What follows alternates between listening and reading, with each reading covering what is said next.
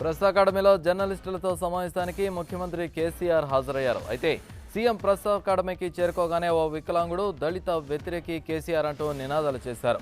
వెంటనే ఆ వ్యక్తిని పోలీసులు అదుపులోకి తీసుకొని అరెస్టు చేశారు. రైట్, ఇదే అంశంపై మరిన్ని అప్డేట్స్తో మా ప్రతినిధి నరేష్ సిద్ధంగా ఉన్నారు. నరేష్, అసలు ఏం జరిగింది?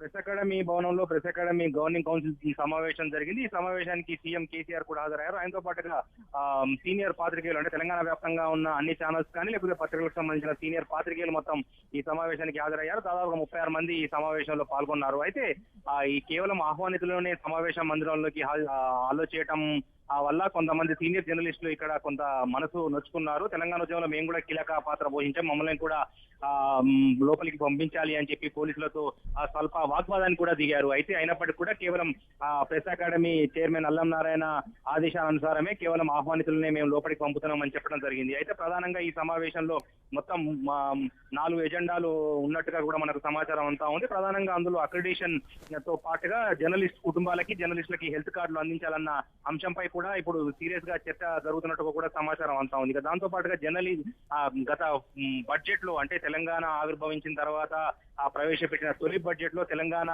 జర్నలిస్ట్ సంక్షేమం కోసం దాదాపుగా 10 కోట్ల రూపాయలు తెలంగాణ ప్రభుత్వం కేటాయించడం జరిగింది. అయితే ఆ 10 కోట్ల నిధులను మనం జర్నలిస్ట్ సంక్షేమం కోసం ఎట్లా మనం ఉపయోగించుకోవాలన్న అంశంపై కూడా సీఎం తో పాటుగా జర్నలిస్టులు కూడా అల్లం నారాయణ అధ్యక్షతన ఈ సమావేశంలో చేస్తున్నట్టుగా కూడా సమాచారం అంతా ఉంది. అయితే మొత్తంగా చూస్తే మాత్రం దాంతో పాటుగా ఈ సచివాలయానికి సంబంధించి కూడా కుదించాలి అని చెప్పి కూడా చేశారు. సో దానిపై కూడా ఈ సమావేశం చర్చిస్తున్నట్టు కూడా మనకు సమాచారం అంతా ఉంది. రైట్ నరేష్.